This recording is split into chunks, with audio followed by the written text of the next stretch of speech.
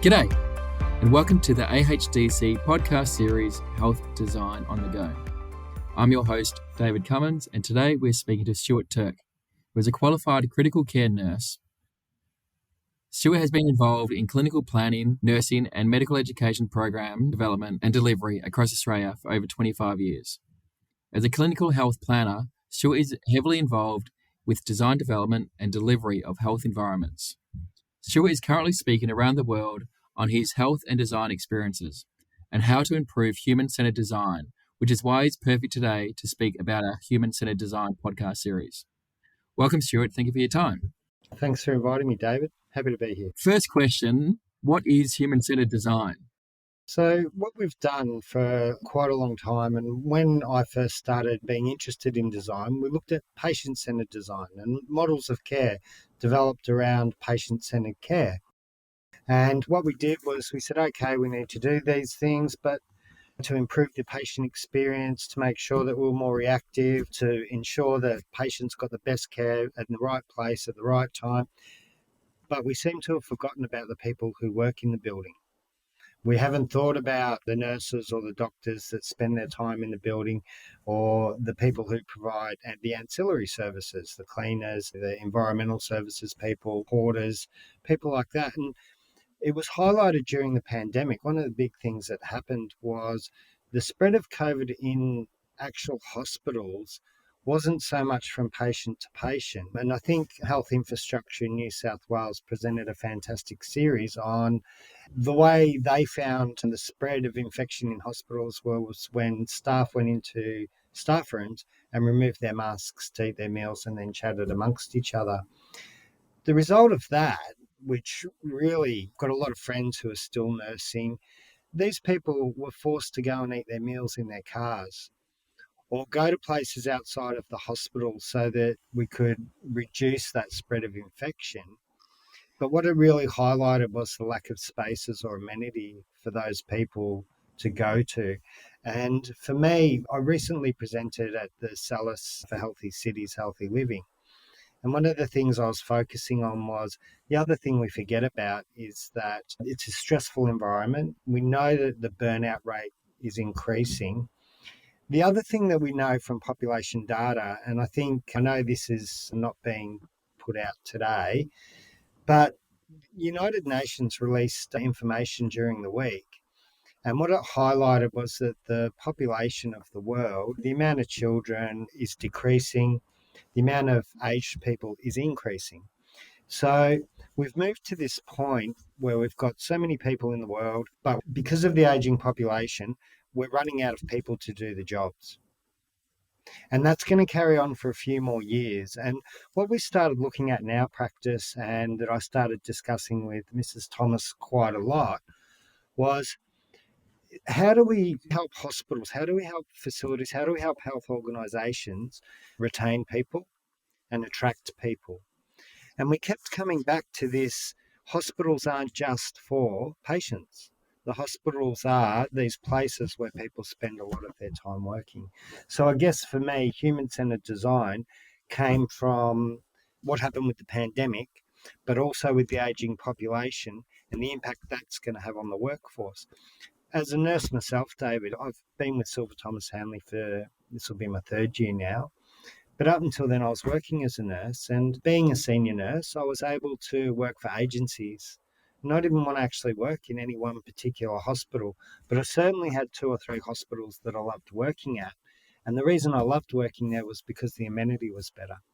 The access to an outdoor space, or the access to a larger tea room, or the access to a breakout area really significantly influenced whether I went back to a facility or not.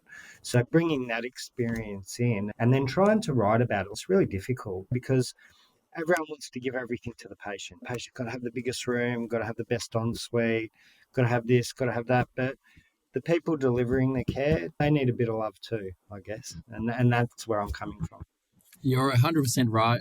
We've all been on the design and the construction tables where you do give that more space directly to the patient, inevitably to help the staff as well, because you want more space and more working space. But I've also been on in the director's chair where the staff rooms are so small and there's no natural light and there's one fridge and you double up the staff room with the meeting room because you hit the requirements. And that need for outdoor space and natural ventilation, the research shows that how much it improves the patient care, but there's very little research to show how it improves nurses and staff in it and everyone. So what you're saying is 100% correct. It's just, I don't think many people have put the two and two together recently.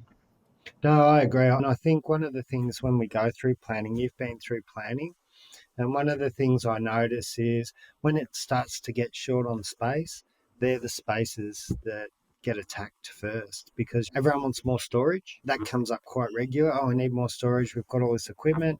And it's like, okay, well, we'll just chop a bit off this staff room and we'll chop a bit off this breakout space or this meeting room. And exactly as you said, get to a point where people will go, oh, we'll put a partition wall, an operable wall, and we'll have that. And that can be between the meeting room and the staff room. And it just gets left open. It never becomes a meeting room. It just becomes that bigger staff room. And I don't have an issue with that. Don't put the operable wall in. Just say it's a big staff room. It's okay. Like, look after the people. So how does one argue budget versus human-centered design? Obviously, patients bring in money, staff use money. You can't have one without the other. But it is way easier to argue a bigger space for a patient who needs 3 or 4 nurses for a transfer versus a bigger space for nurses needing a meeting room. I think your idea is, your principle in research is fantastic, but at the end of the day, it comes down to money. So how does one argue that point? Well, you could argue about money. You could say, oh, the cost benefit. So the first thing is, how much does it cost to onboard someone? And if they hate the experience and they quit and they're gone within a month, how much did you just burn? So there's one way you can argue money. I think the other thing is that it's not so much about the money side of it, David. The thing with that population change and with burnout, we're running out of people. It's something I keep saying, and people really struggle with the concept. You can't open that bed for that patient if you don't have a staff member. And I think that we're starting to see it now, but I actually think that's going to become a bigger problem because 5 years from now, at around 2030, we hit the absolute peak of this age change. So we hit this peak where people are all retiring. We never trained enough people to come through and replace them. The people that were retiring are going to need their joint replacements, or some of them might have led sedentary lifestyles, so they're going to need their gallbladders out. So all these people are going to need care, but we don't have the people to care for them. So I think organisations have to think differently about investment. Capital investment isn't just about how much money I can make. You're dead right. It's about the quality of the service that I can deliver, but also that attracting and retaining staff. Because my experience is I made more money as a casual. I could make a lot more money working as a casual nurse and picking and choosing than actually being a permanent staff member in a hospital. People always want that job security, right? I think for me, that's one thing. There's a certain group of people that want their job security and they're happy with where they work, but it's not enough people to sustain a whole organisation. One of the things I worry about is we're building these massive hospitals. We talked about this at our meeting with the Australian Health Facility Design Council, where we're saying we're going to build all these hospitals, but we're not going to have anyone to staff them. Yeah, I 100% agree. I feel that these ridiculously big budgets that are coming out at the moment for certain facilities, and they sound good and they look good, but as some key people around Australia have said, we don't even have enough staff now to support our patients. So what are we going to do? And there are certain hospitals around Australia at the moment that are literally opening at 25-30% capacity, and brand new theatres are not being opened and operated because they do not have the staff. And part of that reason is because they don't actually have the staff to maintain, but also staff are going elsewhere where they can have outdoor facilities. They can enjoy the fact of where they're living or working most of their lives. So you're 100% right. What do we need to do as designers, as thinkers, as builders, as health professionals? What do we need to do to try and prioritize this more? Well, I think one of the things for me is, and I think you know yourself, we can go into a meeting and we can say, oh, this is a concern, but it's organisations have to own this. Organisations themselves, if someone's considering a strategy to build a new hospital, they have to build in what they need for staff at day one, and they have to stick to that vision. You and I can sit in a meeting and we can bang on the table and we can say, you've got to look after your staff, you've got to look after your staff. But at the end of the day, exactly as you said, well, how am I going to get another theatre? How am I going to get X more beds? This is actually my brief from, could be the government, it could be from a private resource. This is what I've got to deliver. They need to be more strategic about how their workforce, how they have their workforce, how they treat their workforce, how they grow their workforce. Because without them, they can't do anything. And we'll continue to sit in meetings. We interview for a lot of jobs that we do. So we'll go through a process, a tender process, and then we'll have an interview. And one of the things I talk about, and it's passionately because being at the front line as you have in your previous roles, you've got to look after these people. If you don't look after these people, they will not look after you. I remember a long, long time ago, I worked for an organisation who said our greatest asset is our staff. And I think that needs to come back. That sort of thought needs to come back. Because once it comes back, those things you're talking about, the outdoor spaces, the access to air and light, that's where it comes through in the strategy, and that's where the designers. For me, one of the things I find interesting and I love about my job is I get to work with some really creative people. I can describe something. So a lot of my work is briefing, and I'll say, we need a tea room. The tea room needs to be able to hold X amount of people, and it needs to provide this facility. But then as you're writing that brief, I want natural light. I want access to natural air. I want people to be able to go outside. I want them to be actually able to choose their space. So when we design the space, instead of just doing a big open room with half a dozen tables, you can have some booths, you can have some tables, you can have some benches, and people can choose their social experience for their mealtime.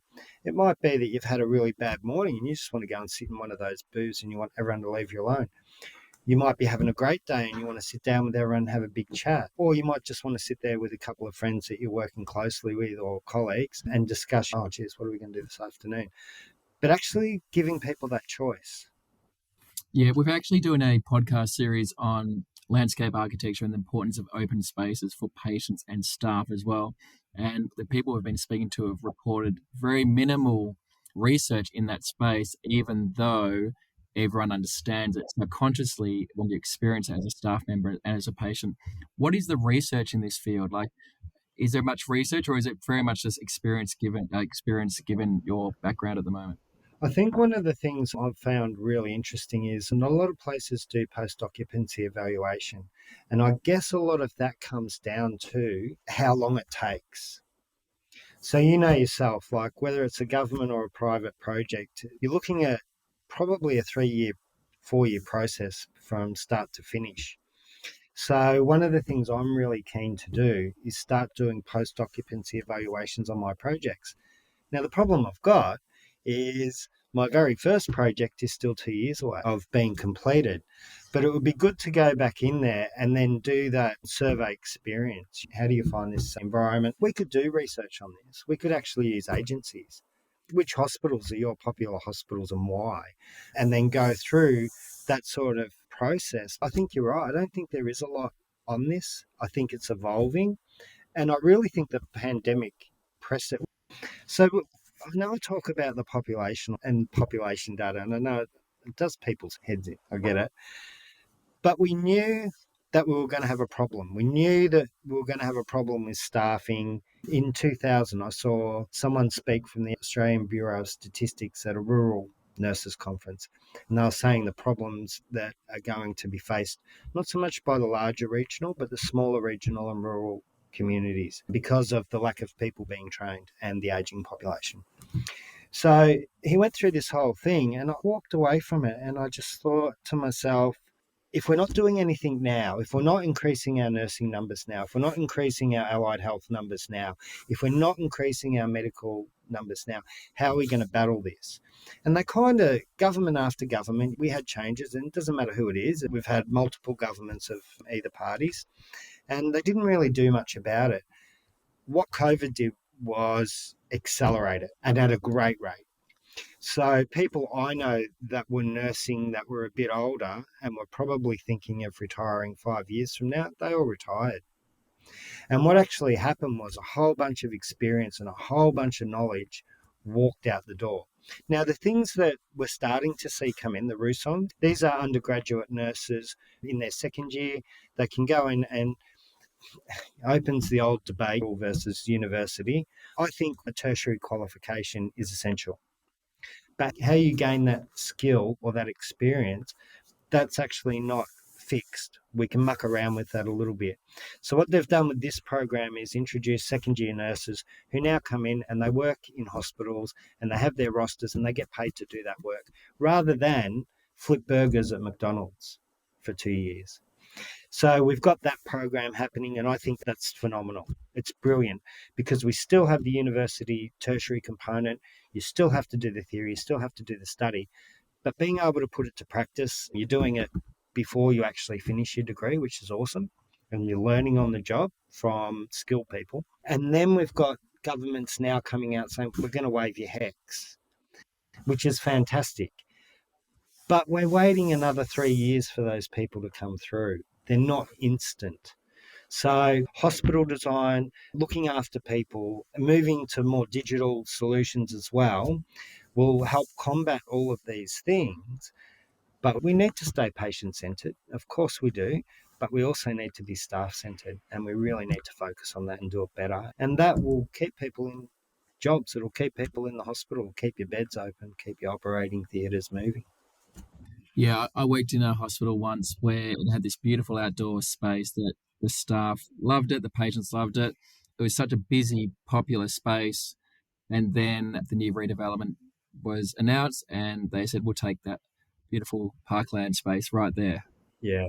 So, and definitely the mood changed at lunchtime after it was complete because why is this beautiful outdoor space? We could only sit indoors. And I remember going to the cafeteria after it was finished, which was in the basement now.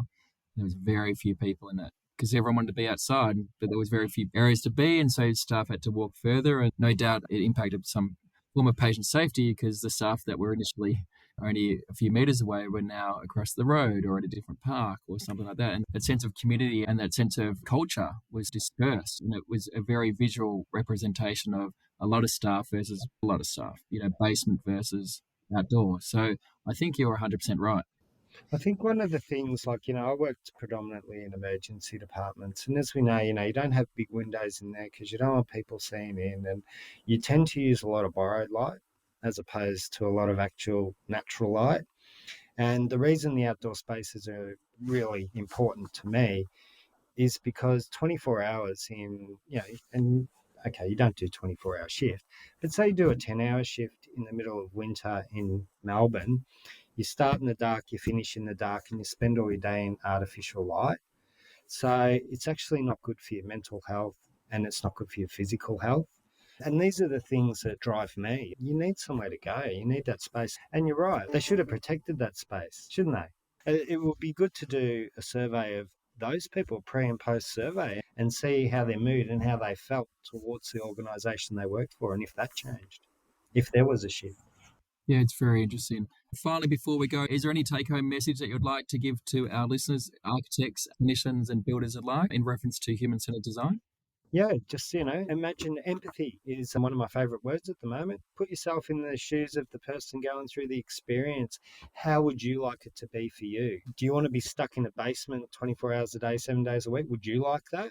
So I think probably, if we could all be a little bit more empathetic, and I know it's become a buzzword, I appreciate that, but it's so true, think about how other people move through a building, what their day involves and how we can make that better, because if we don't look after the staff, they won't look after the patients. Yeah, I think that's very true. Stuart, I just want to say thank you for your time. People like you, the clinician that's become a designer with the clinical health background, you're a powerful being, and your research and your projects can certainly see that. I've certainly seen some of STH's projects and worked on them, and they're all fantastic. It's forward thinkers like you and STH that really help patients and staff and human-centered design move forward. So thank you very much. Oh, thank you, David. Been a pleasure. You have been listening to the Australian Health Design Council podcast series, Health Design on the Go. If you would like to learn more about the AHDC, please connect with us on our LinkedIn or website. Thank you for listening.